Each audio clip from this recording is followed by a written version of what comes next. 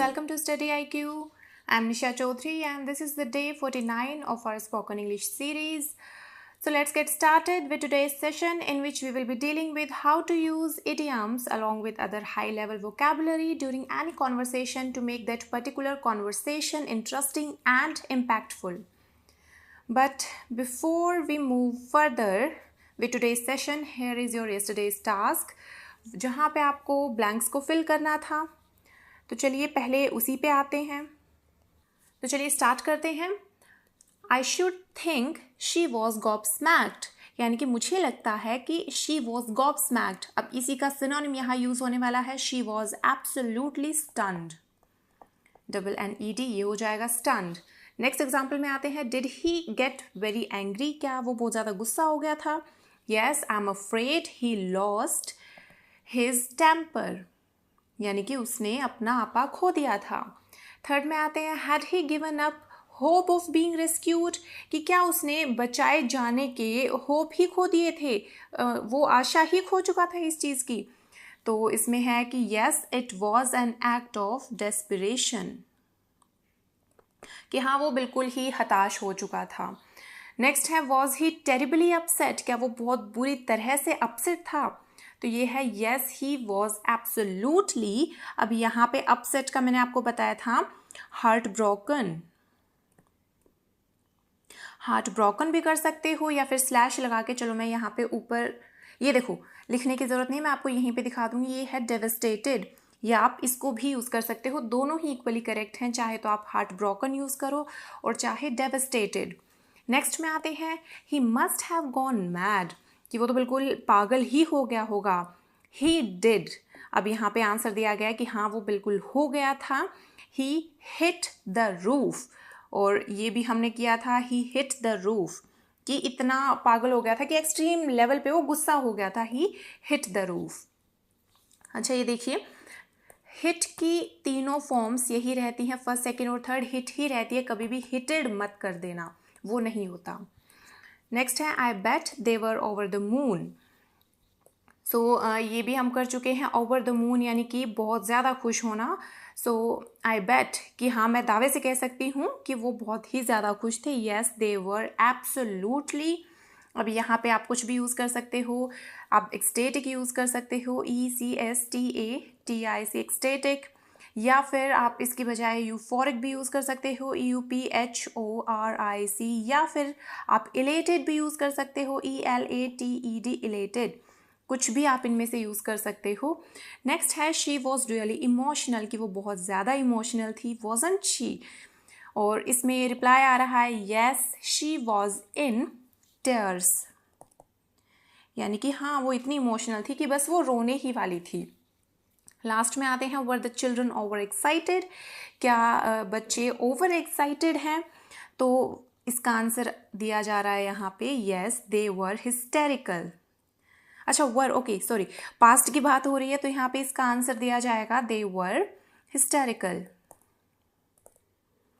Means over excited होना किसी भी चीज़ को लेके, हिस्टेरिकल. और ये आपका प्रैक्टिस सेशन था इडियम्स का. तो चलो इसको भी देख लेते हैं वन बाय वन. फर्स्ट है. He is down in the dumps. Next. He is just crazy about her. Don't dash this wrong way. Don't take it the wrong way. Ted likes to hang out with Amber. Next हो जाएगा drop by, means to pay a visit. Next है still up in the air. और यहाँ हो जाएगा nasty under her breath. Whisper यानी to whisper, फुसफुसाना. Why are you hanging around the house on such a beautiful day? यानी कितने अच्छे दिन में भी तुम घर में ही क्यों भटक रहे हो भाई, कहीं बाहर जाओ, आउटसाइड जाओ, एंजॉय करो वेदर को. यानी हैंगिंग अराउंड. नेक्स्ट में आते हैं. Review for lessons. अब इसमें क्या था कि हमारे अब तक हमने जितना भी किया है ये इसमें कॉन्वर्सेशन में, तो इसमें सारे आ गए थे, सभी को एक साथ में रिवाइज करना था आपको यहाँ. तो देखिए करते हैं यहाँ पे भी वन बाय वन. फर्स्ट में हो जाएगा ऑन थिन आइस. सेकेंड में हो जाएगा अगेन बी ऑप्शन हो जाएगा hit the nail on the head. Third में हो जाएगा option C cup of tea. Next में आते हैं फोर्थ में, यहाँ पे भी हो जाएगा option C, set heart set on something, so on going to New York, ये हो जाएगा हार्ट। नेक्स्ट में आते हैं फिफ्थ में, ये ऑप्शन हो जाएगा शार्प एज अ टैक, यानी कि ऑप्शन बी। फिफ्थ में आते हैं सिक्स्थ में आते हैं, यहाँ पे हो जाएगा option A, lose his temper. और यहाँ पे क्योंकि पीटर यहाँ पे सिंगुलर है और सिंगुलर में मैंने आपको बताया था एस या ई एस हम लगाते, तो यहाँ पे लूजेस हो जाएगा।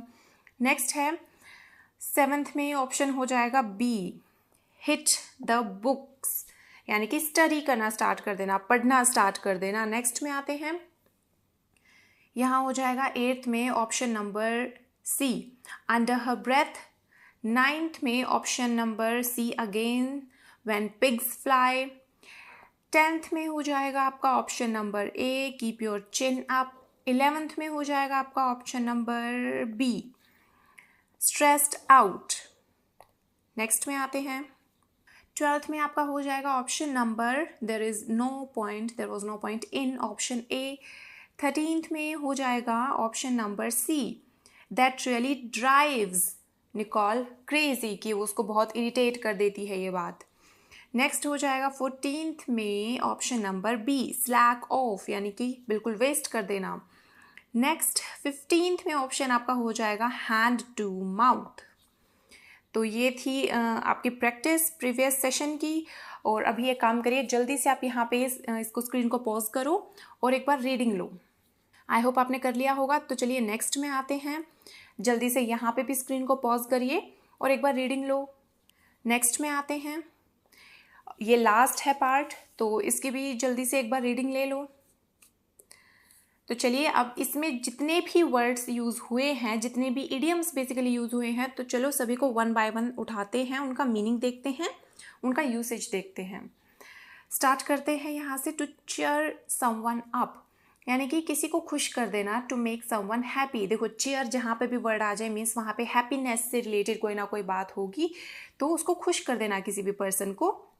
एग्जाम्पल में आते हैं, Susan called her friend in the hospital to cheer up, की उसकी फ्रेंड हॉस्पिटल में थी और उसने उसको चीयर करने के लिए सिर्फ कॉल की कि भाई वहाँ पे वो डिस्ट्रेस्ड होगी, थोड़ी सी वो सैड फील कर रही होगी, तो उसको थोड़ा सा लाइट फील करवाया जाए, थोड़ा सा उसको खुश किया जाए। सेकेंड एग्जाम्पल में आते हैं, my father has been depressed for weeks now, I don't know what to do to cheer him. आपकी मेरे जो फादर हैं वो बहुत डिप्रेस्ड हैं पिछले कुछ हफ्तों से, और मुझे नहीं पता कि उनको चीयर करने के लिए क्या करूँ मैं। और ये चीयर अप, यानी कि अगर कोई पर्सन सैड फील कर रहा हो ना, तब आप उसको चीयर अप करते हो। नेक्स्ट में आते हैं, टू गिव समवन क्रेडिट। अब ये मैं आपको हिंदी में इसका मीनिंग बता देती हूँ। इसका हिंदी में मीनिंग हो जाएगा किसी को श्रेय देना, या बेसिकली क्रेडिट देना कि हाँ इसने ये काम किया, किसी चीज़ को एक्नॉलेजमेंट देना, किसी के कंट्रीब्यूशन को। सो बेसिकली वही, अगर आपको श्रेय का मीनिंग पता है तो आप अच्छे से समझ पाओगे। यानी to recognise a positive trait होता है क्वालिटी। किसी की कोई पॉजिटिव क्वालिटी है उसको पहचानना और उसके लिए उसकी तारीफ करना, to give credit to someone, to acknowledge someone's contribution. Example में आते हैं, the scientist gave his assistant credit for the discovery. Scientist ने अपने असिस्टेंट को भी श्रेय दिया उसकी डिस्कवरी का।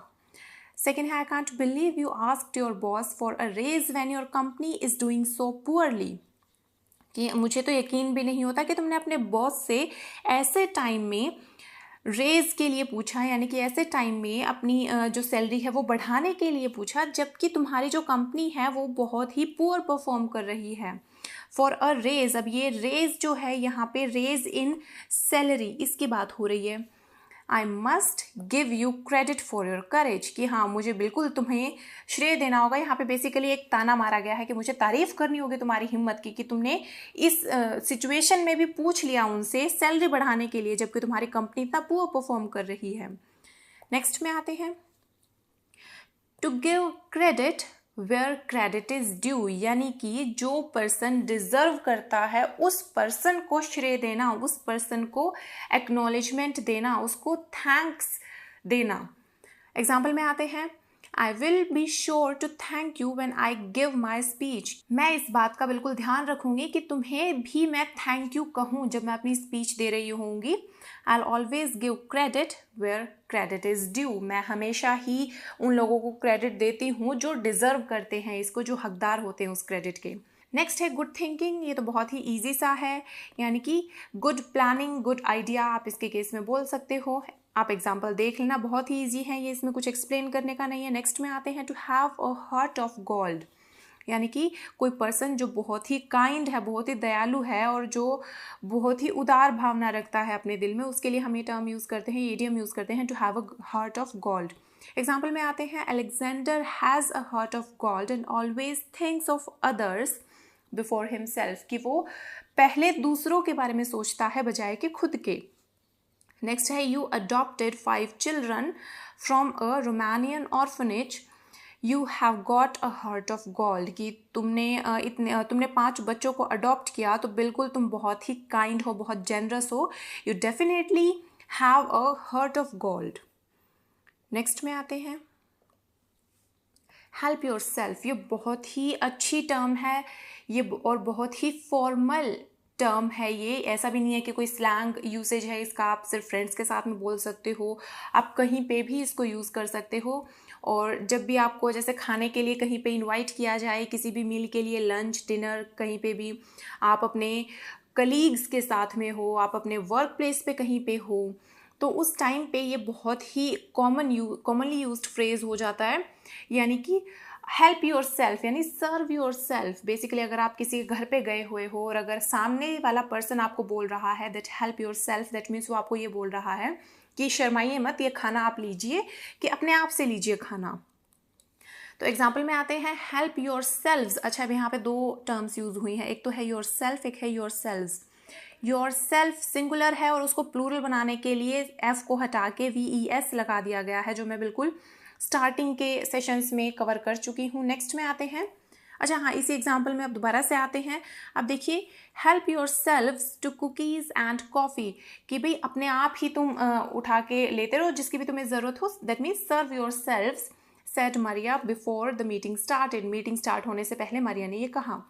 You don't need to wait for me to offer you something, यानी कि तुम्हें वेट करने की ज़रूरत नहीं है कि मैं कब तुम्हें ऑफर करूँ फिर तुम खाओ, यानी इतनी औपचारिकता की ज़रूरत नहीं है, इतनी फॉर्मेलिटी की ज़रूरत नहीं है यहाँ पे।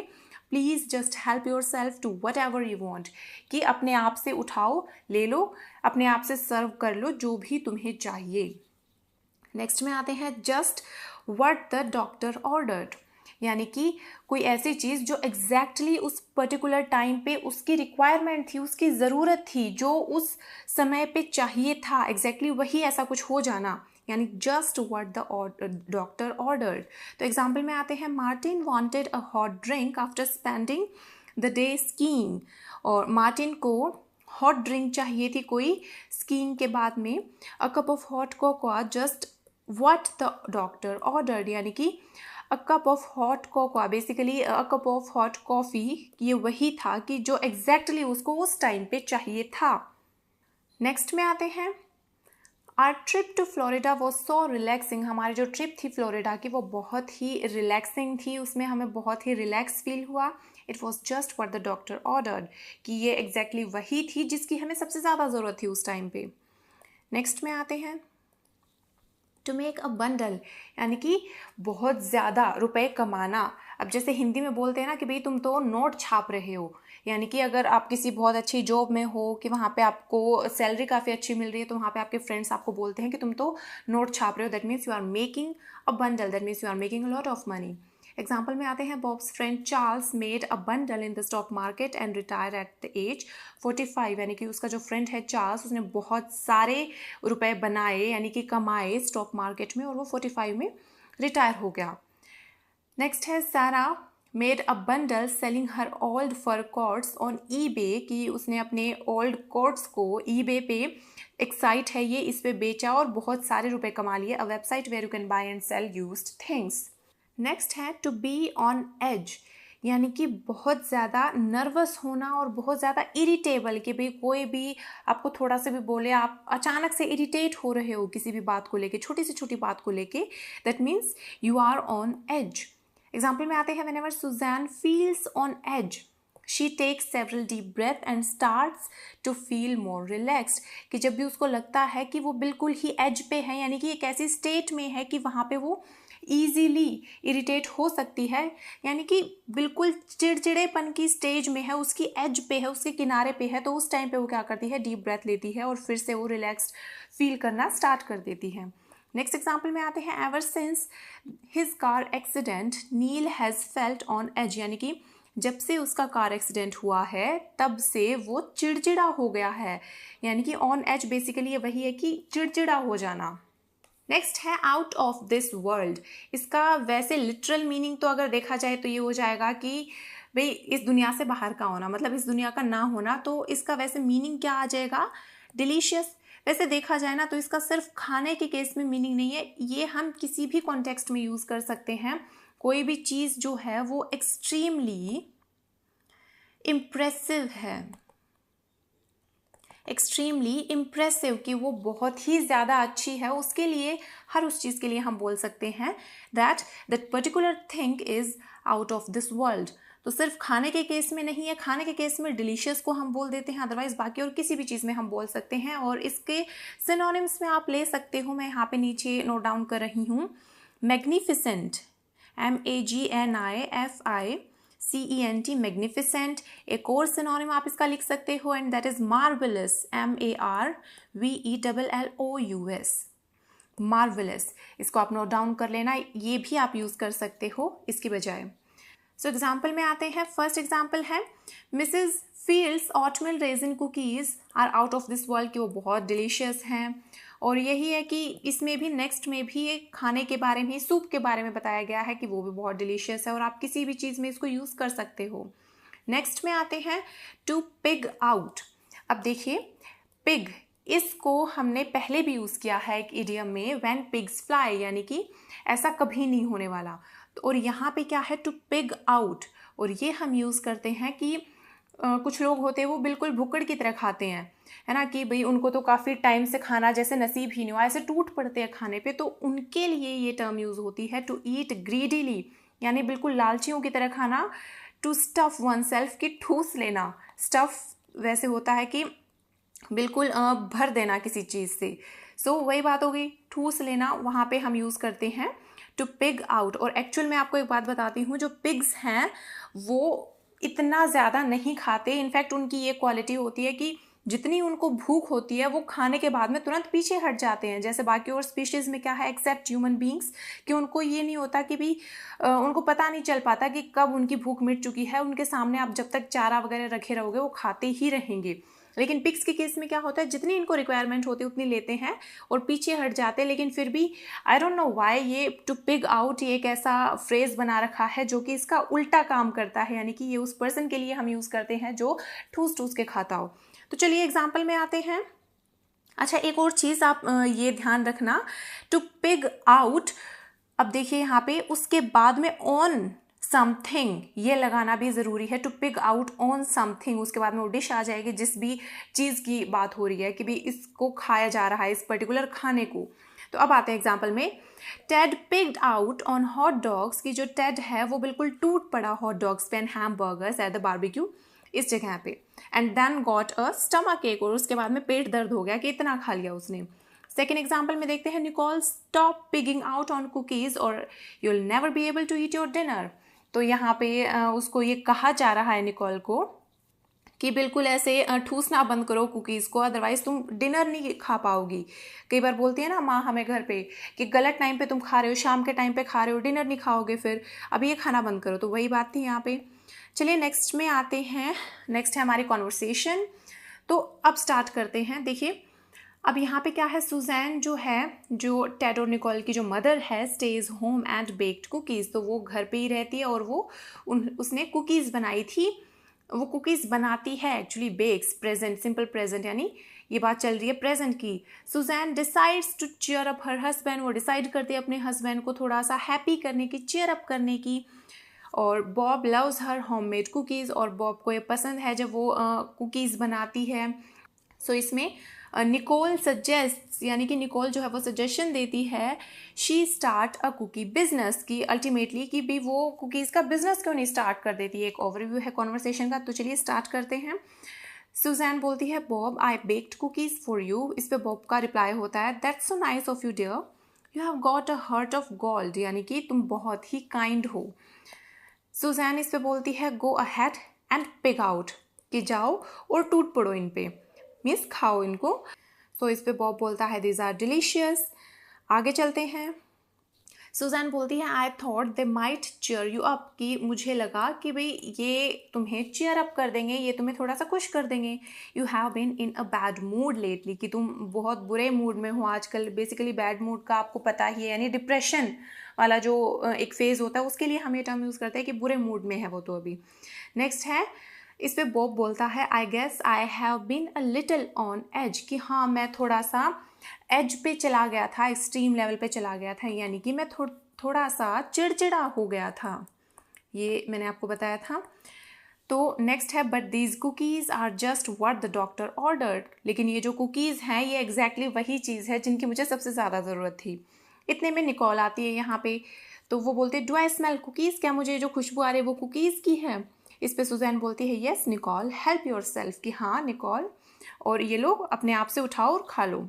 सो इस पे निकॉल बोलती है these are out of this world, means these are extremely delicious, you could go into business selling these, यानी कि अब वो इसको आइडिया देती है वो अपनी माँ को कि यू कुड गो, तुम जा सकती हो इस बिजनेस में, इनटू दिस बिजनेस, यानी कि तुम इसको अपना बिजनेस बना सकती हो इनको बेच के। नेक्स्ट है, इस पे बॉब बोलता है you could call them Suzanne's scrumptious cookies, you would make a bundle, यानी कि और तुम उसका नाम भी रख सकती हो, इन्होंने नाम भी सोच लिया है सुजैन्स स्क्रम्पचुअस कुकीज़, और इससे क्या है कि तुम बहुत ज़्यादा रुपए कमा सकती हो, you would make a bundle.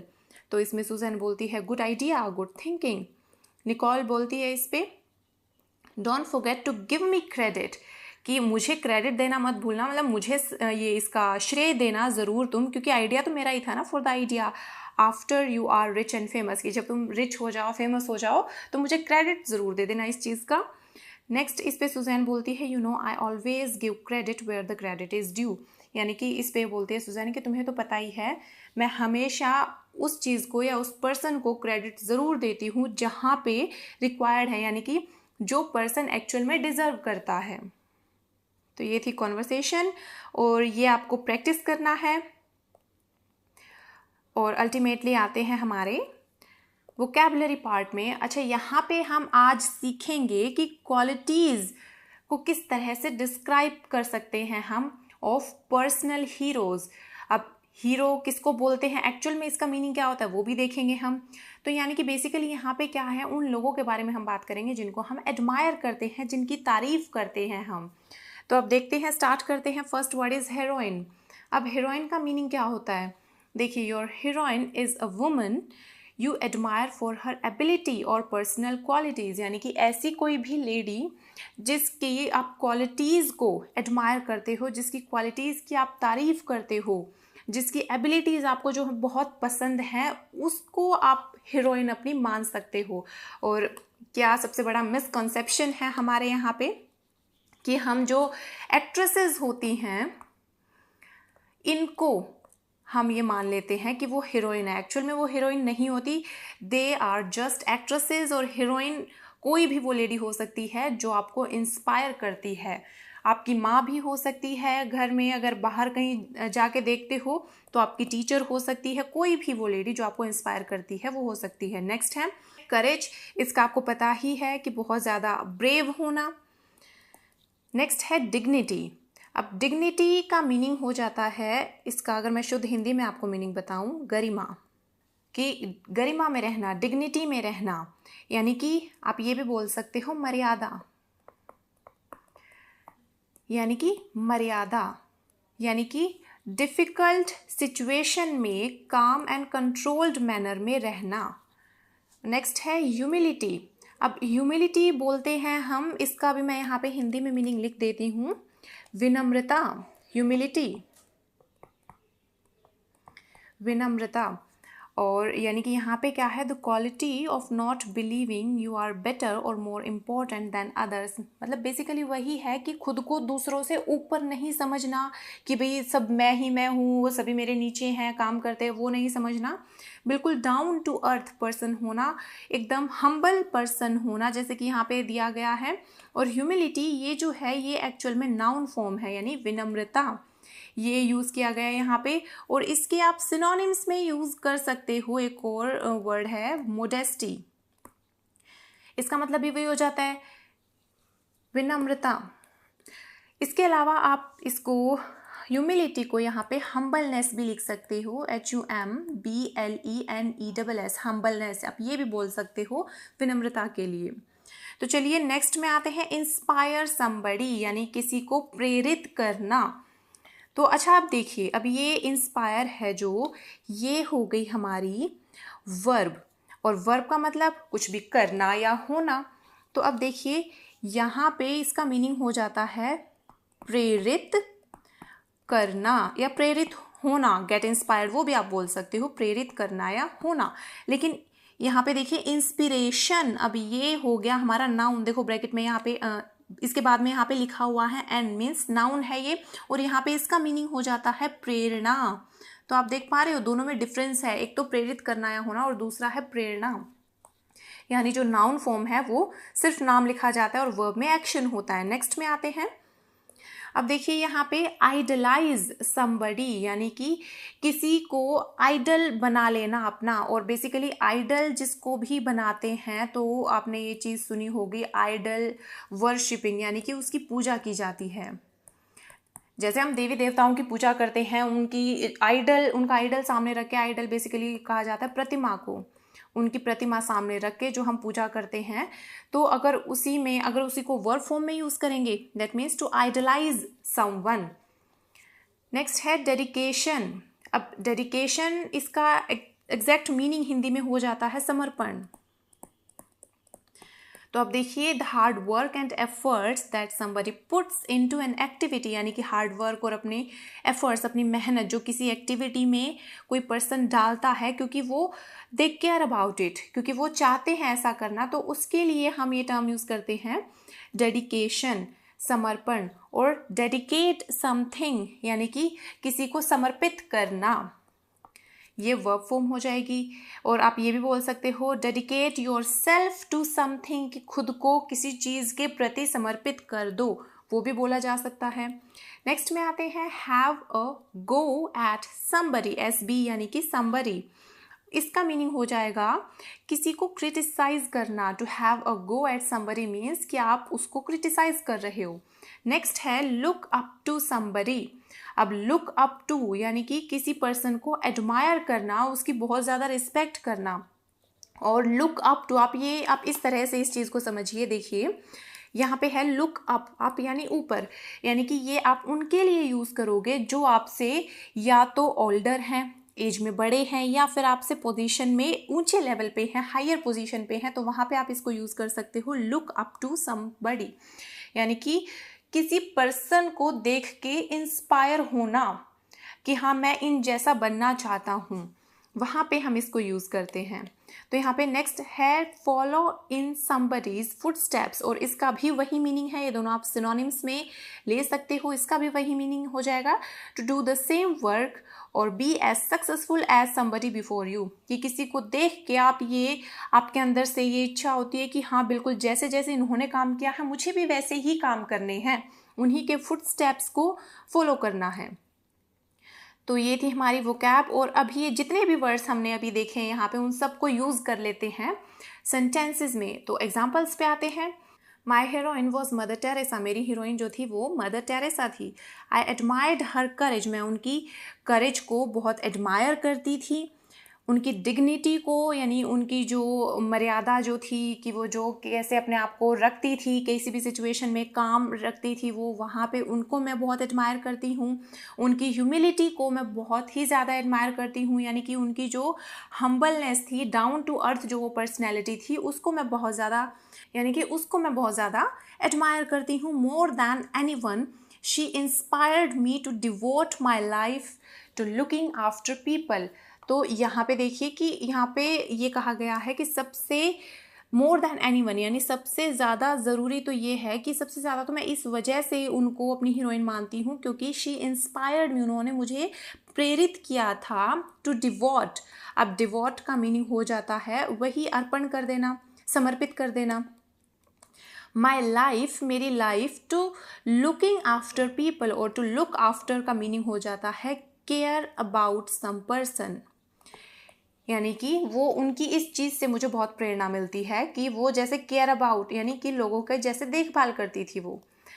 Next में आते हैं I used to idealise David Beckham, यानी कि मैं इनको डेविड बेकम को आइडलाइज किया करती थी। I admired him for his dedication, और मैं इनको एडमायर करती थी क्योंकि ये बहुत डेडिकेटेड पर्सन थे, इनके डेडिकेशन की वजह से मैं उनको बहुत ही एडमायर करती थी, यानी उनके समर्पण की जो भावना थी उसकी वजह से। And the fact that when the press had a go at him he never reacted in a negative way। और एक और चीज़ थी जिनकी वजह से मैं उनकी काफ़ी प्रशंसा करती थी, एडमायर करना मीन्स प्रशंसा करना, कि जब भी जो प्रेस है वो उसको क्रिटिसाइज करती थी had a go at him, तो उस टाइम पे उन्होंने कभी भी एक नेगेटिव तरीके से रिएक्ट नहीं किया, तो इसकी भी मैं बहुत ही तारीफ करती थी। नेक्स्ट है I really looked up to my grandfather, यानी कि मैं मेरे ग्रैंड फादर जैसा, मेरे दादाजी जैसा मैं बनना चाहती हूँ।